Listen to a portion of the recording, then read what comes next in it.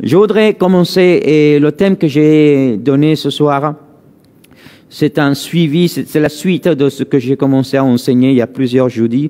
Pour ceux qui ont l'habitude de vous connecter, vous allez voir une séquence d'enseignement que je suis en train d'amener, surtout le jeudi, que le Seigneur m'a dit, il faut que tu ramènes l'Église à la vision de Jésus-Christ.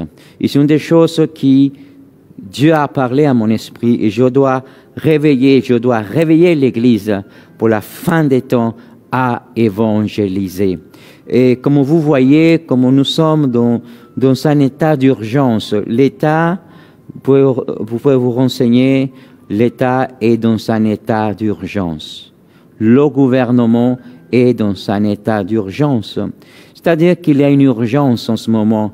Depuis deux ans déjà que la pandémie a commencé à toucher la France, la pandémie a commencé à toucher les nations, les pays, les villes, et comme vous pouvez vous informer dans les informations, de plus en plus ce virus est en train de prendre aussi de la place dans d'autres pays, en Inde, en Colombie, au Pérou, dans beaucoup de pays. En ce moment, il y a une croissance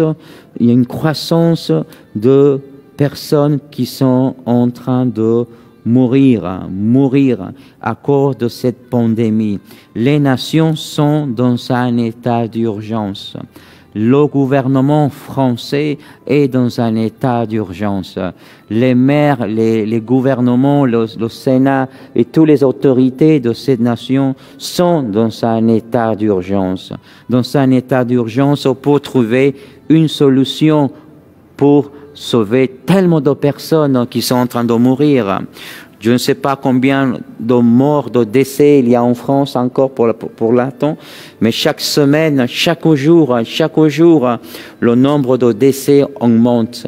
Chaque jour, dans le monde, le nombre de décès à cause de cette pandémie augmente. Ça veut dire quoi, pasteur? Ça veut dire que le monde est dans un état d'urgence.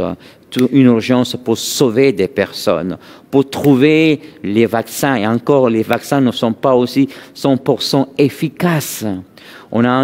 Tellement que les choses ont été vite, qu'on a un an, même pas en un an, ils avaient déjà trouvé le vaccin contre le Covid-19. Maintenant, il faut voir les résultats à longue durée, moyenne durée. Mais sachez que tellement que les médecins, les scientifiques étaient dans un état d'urgence à trouver une solution, un vaccin pour sauver les personnes. De la même façon, le ciel, combien croyez-vous qu'il y a un ciel?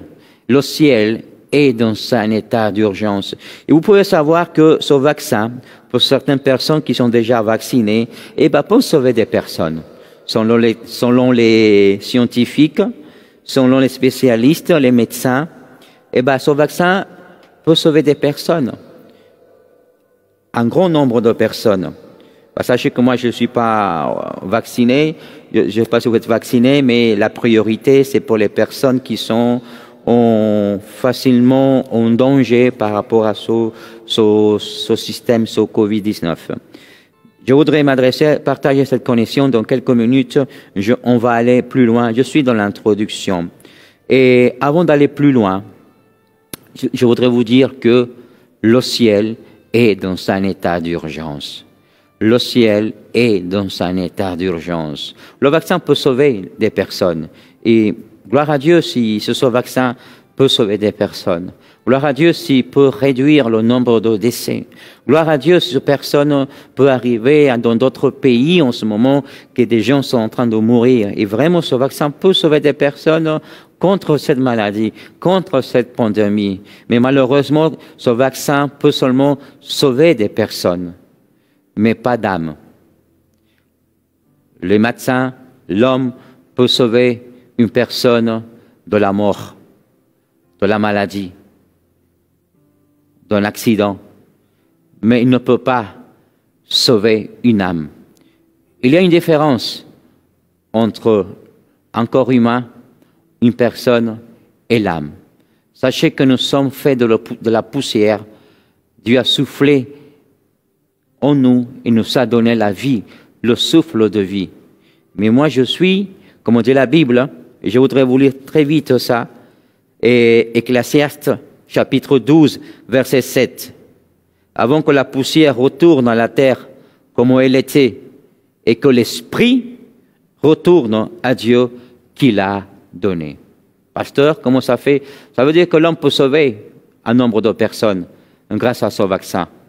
Mais je vais te dire quelque chose, mais l'homme ne peut pas sauver l'âme d'une personne.